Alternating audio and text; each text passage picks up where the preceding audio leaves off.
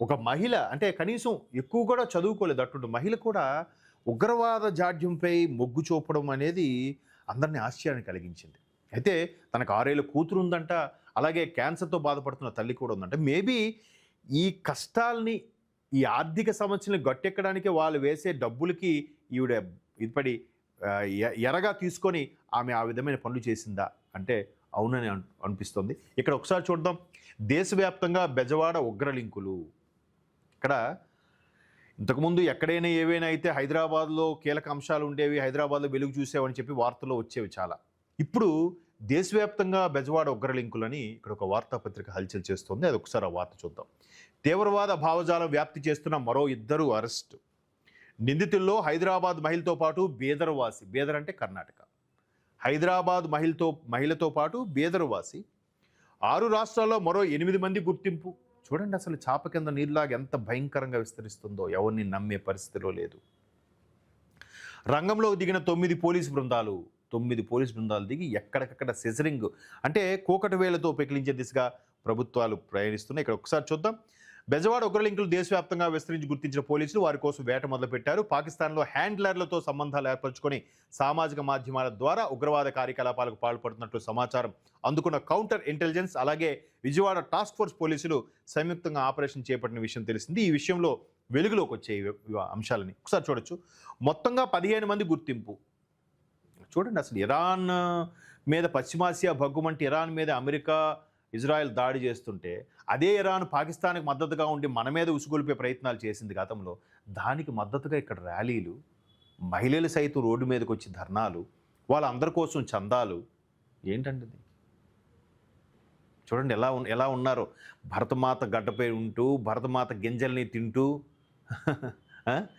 మొన్న అల్ఫలా యూనివర్సిటీలో ఒక మహిళా డాక్టర్, ఆమె కూడా నిందితురాలే కదా. ఇక్కడ స్కాలర్షిప్ ఇక్కడ పెట్టే ఫుడ్ బతికి ఇక్కడ ప్రజల్ని విషం పెట్టి చంపాలని వాళ్ళతో టైఅప్ అయిందంటే ఇక మహిళల్ని చిన్నపిల్లల్ని అని చూడాలా? వాళ్ళకి అయ్యో అని అనాలా? ఇవాళ పౌరుల్నే ఇటువంటి ఉగ్రవాద జాడ్యంతో వాళ్ళు బ్రెయిన్ మార్చేస్తే వాళ్ళే తీవ్రవాదులు అవుతున్నారు. చిన్నపిల్లలు, మహిళలు, వాళ్ళకేం తెలుస్తుందిలే, వంటింటి కుందేల్లాగా ఉంటారు అనుకుంటాం. వాళ్ళు కూడా ఇక్కడ చూడండి. తీవ్రవాద భావజాలను వ్యాప్తి చేసిన బృందంలో దేశవ్యాప్తంగా 8 రాష్ట్రాల్లో ఒక్కసారి మనం ఆలోచించాలి. 15 మంది క్రియాశీలకంగా వ్యవహరిస్తున్న గుర్తించారు. 15 మంది అంటే ఇంకా వీళ్ళ అండర్లో వాళ్ళ కింద ఆ స్లీపర్ సెల్స్గా ఎంతమంది ఉన్నారు? ఎవరెవరు ఉన్నారు? ఎవరెవరు వెలుగులోకి వచ్చారు? వీళ్ళందరూ ఎవరు అబ్స్కాండ్ అయిపోయారు? ఎవరు పారిపోయి ఎటు వెళ్తున్నారు?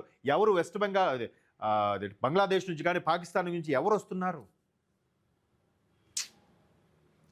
అయితే 13 మందిపై విజయవాడ కొత్తపేట పోలీస్ స్టేషన్లో కేసు నమోదైంది. సోమవారం విజయవాడకు చెందిన రహమతుల్లా షరీఫ్, మహమ్మద్ డానిష్, మేజా సోహైల్ను అరెస్ట్ చేసిన విషయం తెలిసిందే. వారి నుంచి సీజ్ చేసిన సెల్ ఫోన్ ఆధారంగా దేశంలోని వివిధ రాష్ట్రాల్లో కార్యకలాపాలు సాగిస్తున్నట్లు గుర్తించారు. ప్రమాద ఘంటికలు ఇవన్నీ కూడా ఇక్కడ చూడండి. ఇందులో భాగంగానే హైదరాబాద్ చంచిలగూడ ప్రాంతానికి చెందిన సైదా బేగం, కర్ణాటకలోని బళ్ళారికి చెందిన అబ్దుల్ సలాంని మంగళవారం రాత్రి నగర పోలీసులు అదుపులోకి తీసుకుని విజయవాడ తీసుకొచ్చి బుధవారం చీఫ్ జ్యుడిషియల్ మేజిస్ట్రేట్స్ న్యాయస్థానంలో హాజరుపరిచారు. అలాగే హ్యాండ్లర్లపైన గురి బీహార్, ఢిల్లీ, రాజస్థాన్, పశ్చిమ బెంగాల్, మహారాష్ట్ర చెందిన యువకులు తీవ్రవాద భావాల్ని వ్యాప్తి చేస్తున్న గ్రూపులో సభ్యులుగా ఉన్నట్లు కౌంటర్ ఇంటెలిజెన్స్ గుర్తించింది. దిల్ఖాష్ అట బీహార్ వాడు, లక్కీ అహ్మద్ ఢిల్లీ వాడు, అస్మానుల్లా ఖాన్ బీహార్, జీషన్ రాజస్థాన్, మీరా ఆసిఫ్ అలీ పశ్చిమ బెంగాల్, షారుఖ్ ఖాన్ మహారాష్ట్ర, షేక్ ఫేజర్ రెహమాన్ మహారాష్ట్రను విజయవాడ పోలీసులు అదుపులోకి తీసుకున్నట్టు తెలుస్తోంది. వీరితో పాటు విదేశాల్లో ఉండే అల్ హకీమ్ అనే ఇతర హ్యాండ్ల గురించి కూడా ఆరా తీస్తున్న సమాచారం. ఇక అందరూ కూడా ఒక వర్గానికి చెందిన వాళ్ళే. ఇవే ప్రమాద ఘంటికలుగా ముందుకెళ్తున్నాయి. మొన్న పెహల్గాం ఘటనలో కూడా చూస్తే వాళ్ళు కావాలని చిచ్చురేపడానికి చేశారు. అది వాళ్ళు ఎలాగా ఇక్కడ మనం ఏమీ చేయలేము, ఎదుర్కోలేము భారత్ని అని తెలిసి మనలో మనం కొట్టుకునేలాగా నువ్వు హిందువా ముస్లిమా అడిగి మరీ చంపారంటే మన దగ్గర ఉండే హిందూ ముస్లిం మన ఇరుగు పొరుగు ఉండే వాళ్ళందరూ ఒకరికొకరు ద్వేషం పెంచుకొని కొట్టుకు చావాలనేది వాడి కాన్సెప్ట్. బ్రెయిన్ వాడాడు ఫస్ట్ టైం పాకిస్తాన్ వాడు. అది చాలా ప్రమాదం. అయితే మన వాళ్ళు కొద్దిగా సామరస్యంగా ఆలోచించాలి, కొద్దిగా మేల్కొని ఆలోచించాలి. మేల్కోకుండా ఉంటే ఇటువంటి వెధవలందరూ కూడా అటు డైవర్ట్ అవుతారు. ఆ డైవర్ట్ అయింది కూడా మనం పట్టుకోవాలి. మీ చుట్టుపక్కల కూడా ఇటువంటి వాళ్ళు ఎవరైనా ఉంటే వాళ్ళపై పోలీసులకి సమాచారం ఇవ్వండి. మీకు ఇవ్వడానికి భయం ఉంటే ఒక చిట్టి రాసి ఎక్కడో పెట్టండి. మీకు ఇంకా ఇబ్బందిగా ఉంటే సోషల్ మీడియాలో వైరల్ చేయండి. అప్పుడు ఏదో ఒక విధంగా వాళ్ళకి రీచ్ అవుతుంది. లేదా పోలీసు వాళ్ళు ఎక్కడికక్కడ వాట్సాప్ నెంబర్ ఇస్తున్నారు, లేదా వాట్సాప్ సంబంధించిన మెయిల్ ఐడీలు ఇస్తున్నారు. ఒక పర్సనల్ ఆ మెయిల్ ఐడికి మీరు ఒక మెయిల్ క్రియేట్ చేసి పెట్టండి. మీ వివరాలు కూడా గోప్యంగా ఉంచుతారని కూడా పోలీస్ వ్యవస్థ చెప్తుంది. సో మొత్తం మీద ఇట్లాంటి పరిస్థితులు కనిపిస్తున్నాయి. మనం దీన్ని దేశంలో ప్రతి పౌరుడు కూడా బాధ్యతగా వ్యవహరించి దీన్ని తిప్పికొడితే కానీ మన చుట్టూ ఉండేది భద్రత కాదు. ఎక్కడో బార్డర్లో వాళ్ళు భద్రత కాస్తున్నారు, మనం నిజంగా సేఫ్గా ఉన్నాం, కానీ మన చుట్టూ ఇట్లాంటి వాళ్ళు ఉండడం అనేది మనకి ఎప్పటికైనా రిస్క్తో కూడిన అంశం. దీనిపై ప్రపంచవ్యాప్తంగా కాదు, వాళ్ళందరూ ఎలాగ పడతారు, భారతదేశంలో మాత్రం ప్రతి పౌరుడు బాధ్యతగా ఎరిగి ఇటువంటివి ఏమీ జరగకుండా మనం జాగ్రత్త వహించాలనేది మా ఏటీ పల్స్ ప్రధాన ఉద్దేశం. సో తస్మాత్ జాగ్రత్తగా ఉండండి. ఏ విషయం తెలిసినా కూడా సమాచారాన్ని అందించండి. సో ఇది ఇవాల్టి ఏటీ పల్స్.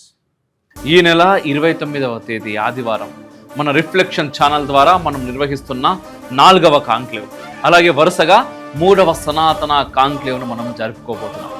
గత 2 సంవత్సరాలుగా మనం నిర్వహించిన కాంక్లేవ్స్ ఏ స్థాయిలో జరిగాయో మీ అందరికీ తెలుసు. అద్భుతమైన వక్తలు, వివిధ అంశాల మీద లోతైన చర్చలు, వీటన్నిటిని మించి సనాతన అవార్డ్స్ పేరుతో క్షేత్ర స్థాయిలో నిశ్శబ్దంగా ధర్మం కోసం పనిచేస్తున్న వీరులను మనం గౌరవించుకున్నాం. ఇంకా వైభవంగా ఈ కార్యక్రమాన్ని మనం నిర్వహించుకోబోతున్నాం. మనం చేస్తున్న ఈ భారీ కార్యక్రమాలకు ఖచ్చితంగా ఆర్థిక వనరుల అవసరం ఉంటుంది.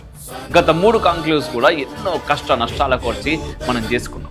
ఒక జాతీయవాద ఛానల్కు యాడ్స్ ఇవ్వడానికి కూడా ఈరోజు కార్పొరేట్ సంస్థల దగ్గర నుంచి చిన్న వార్త అందరూ వెనకాడుతున్నారు. ఈసారి సనాతన కాంక్లేవ్ విజయవంతం కావడానికి మీ సహకారం కోరుతున్నారు. ఇది కేవలం ఒక ప్రోగ్రామ్స్ కోసం ఇచ్చే డబ్బు కాదు, ఇది ధర్మ యుద్ధానికి మీరిచ్చే మద్దతుగా మేము చూసుకుంటాం.